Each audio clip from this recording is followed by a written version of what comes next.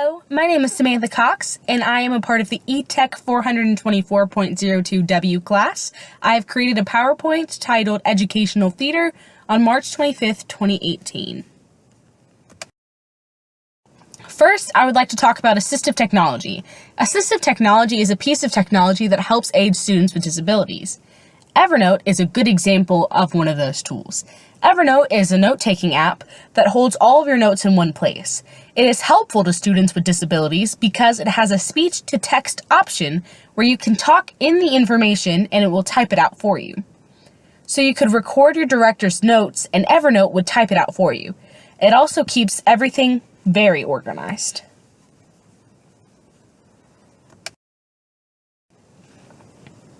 I have lots of theater experience. I started acting when I was in the 6th grade, which was in 2010, and I'm still acting currently. Technical experience started when I came to college, so I've been building my technical experience from 2016 to now. And educationally, I've just started teaching workshops.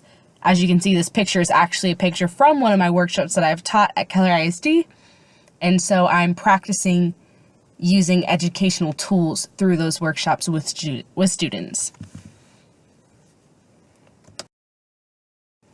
My hobbies include reading scripts, practicing calligraphy, and painting. Overall, really, I just like things that are creative in nature, and I like to express myself through creativity.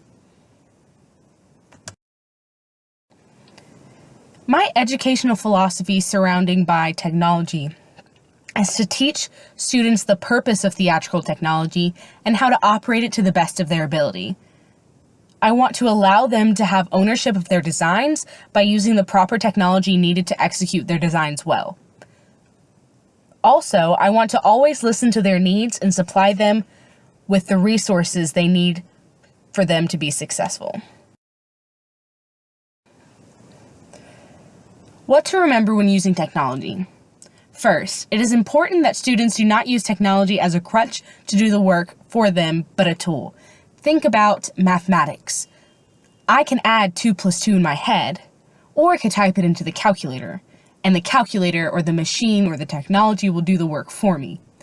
I don't want technology to be a crutch for my students. I want it to enhance what they are learning. It is important to me that my students know the ins and outs of the pieces of technology that we are using. It is important to me that my students take ownership of the art that they are creating through the technology.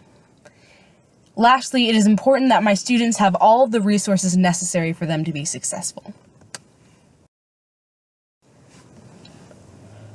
The constructionism learning theory. As you can see in these 2 text boxes, I've provided just some key thoughts to constructionism. First is that constructionism is a student-centered discovering learning tool, and that when you think constructionism, think learning by doing.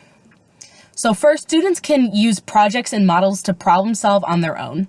This is helpful in theater because the best way to learn the craft is to discover it and repeat the task over and over again. For instance, the moment a dress hem rips, a theater person must ask themselves, how do I fix this? And then fix it. In live theater, accidents happen, and it is the job of the actors and the crew to come up with solutions on the spot.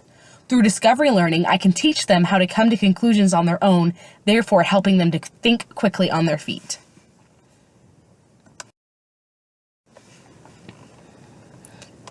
My favorite teaching method, personally, is a mix between teacher-centered with a low-tech influence and student-centered with a high-tech influence.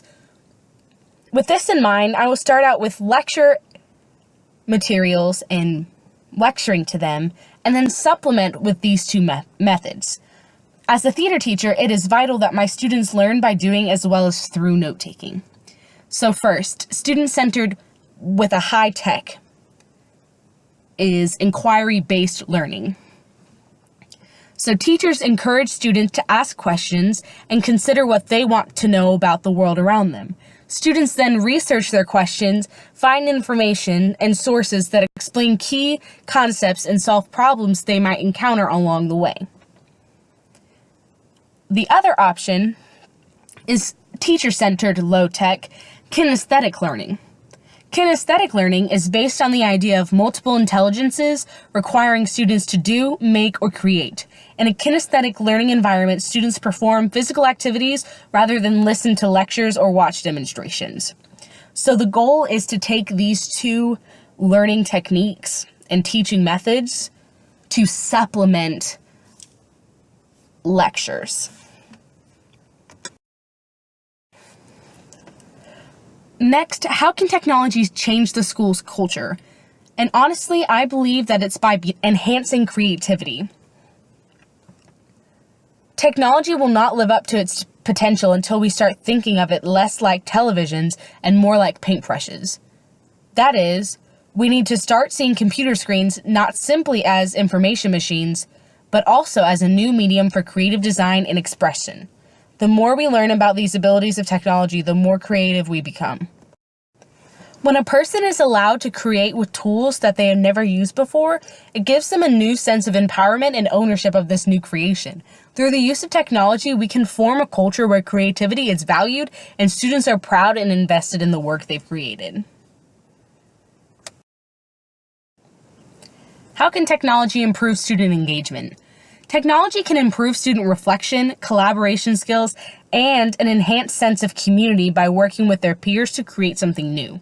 To use technology as a solution to a creative block that they did not know how to get out of, by giving them a sense of accomplishment through using technology to create art. My weekly dose of technology, or in other terms, how will I incorporate technology into my lesson plans? First, I plan to use technology personally through PowerPoint, Prezi, and other lecture materials. I also plan to include video clips of helpful information and topics. Another way I plan to use technology is through technical theater elements in which my students will have to know how to operate. I also plan to include music with our warm-ups each class to boost creativity. These are my references. Thank you so much for listening.